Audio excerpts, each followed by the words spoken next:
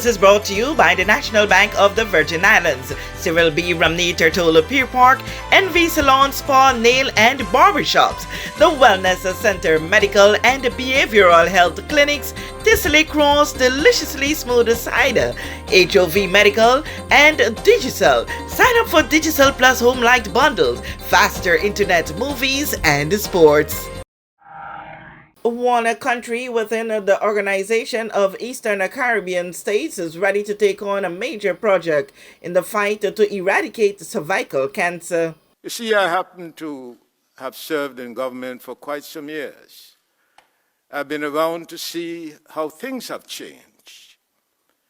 And I'm persuaded that in these small island states, that we have the capacity to do something that larger countries perhaps not able to do. And let me share with you a development that has occurred over the last 6-9 months. And that on the issue of cervical cancer, that the OECS and all the other countries of the Americas were evaluated to determine what country could undertake a major project of the elimination of cervical cancer. I'm pleased to say that it is in the Organization of the Eastern Caribbean that the country was selected based on its readiness to undertake this project.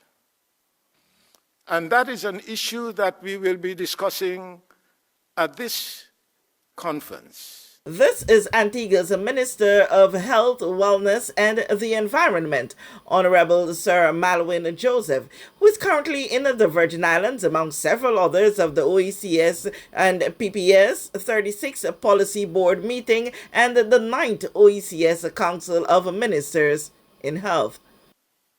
It's a critical issue. Too many of our women are dying. Too many of our young people are coming down with what we would call old people's disease. That's how it's described. It has been described. We have many of our young 9-year-old, 11-year-old with diabetes in the OECS. And so we intend to dig deep and be frank, have the resolve to make changes. And in that connection, I'd like to recognize the important role of the OECS Commission under the leadership of the Director General, Dedicus Jules, who has provided effective leadership in ensuring that we continue to focus on the issues that are critical. 70% to 80% of all the deaths in the Caribbean, which includes OECS, is a result of non-communicable diseases. If you have 70 people in this room, 70% of the 70 will die from NCD. That's the reality. I'm not making up these stats. He said that there must be a paradigm shift to combat this. We have to change one major way of thinking, a change of the paradigm. Our healthcare system has to evolve from a sick care system, where the system basically waits on you until you're sick so that you could get care. Why can't we now develop the system where the system looks at preventing the disease so that the care is not necessary? And you may clap, it's an important issue.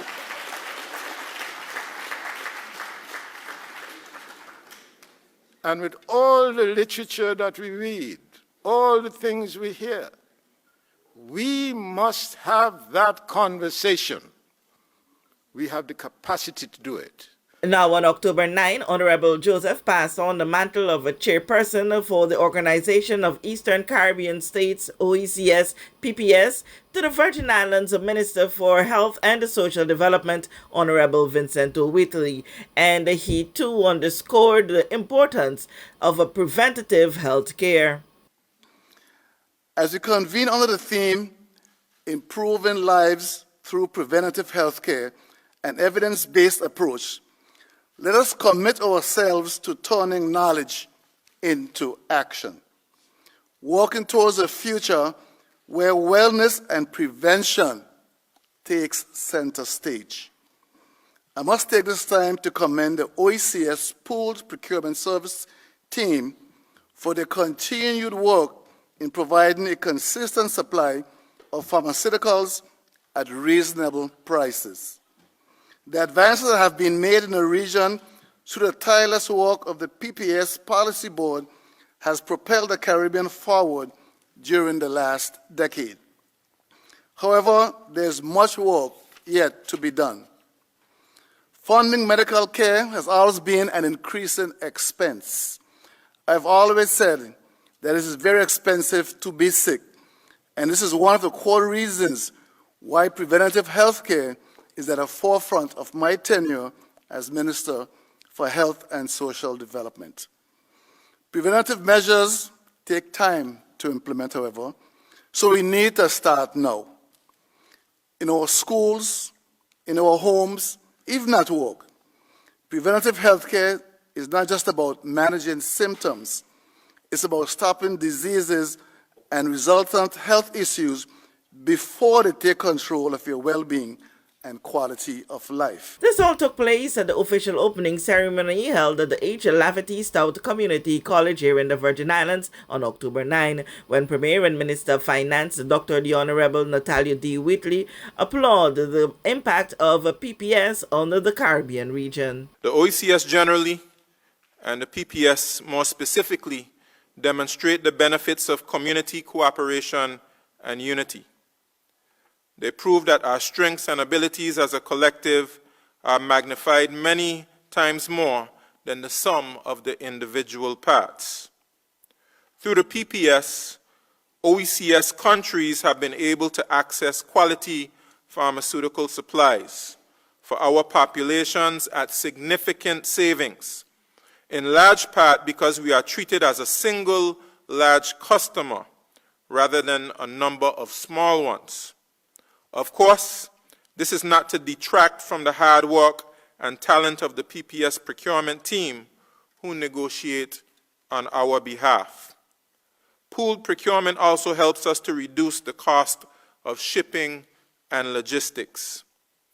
It is my considered view that the success of the PPS initiative is a blueprint for tackling many of the other challenges that the people of our region face, and which are somewhat unique to our circumstances as an archipelago of countries where we are separated by water. Just as with pharmaceuticals, our people are facing high prices for food, building materials, technology tools, and other essentials. Our countries compete in the global supply markets against larger, wealthier countries who are able to throw their weight around and who put their own needs first, sometimes not even paying a thought to the fate of the smaller countries. During the COVID-19 pandemic, we also saw how we were able to collaborate, share resources, and exchange knowledge and experiences. Some of the problems were common among our countries and even among other countries around the world. However, we were differentiated from those other countries by factors such as our geography, the sizes of our populations and economies, and our resources. And so, we were able to tailor solutions to our unique circumstances and to share with and learn from each other. I emphasize this point to underscore that we who are closest to our own situation, who witness and experience the challenges every day in our own countries, are the best positioned to deal with some of the challenges we face. or in the least, we must be involved in the process. And we must ensure that we are in those conversations when they happen. With this JTV News Update, Kathy Richards. We know that where you choose to bank matters, and it is your vote on what your funds do in strengthening our community.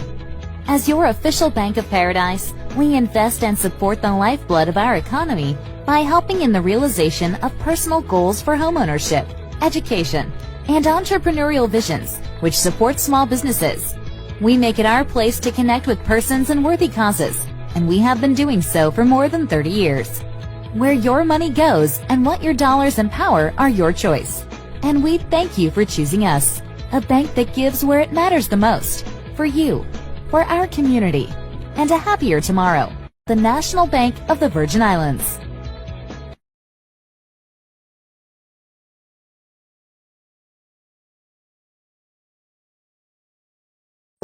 Everyone looks to the future, but no one truly knows what the future holds.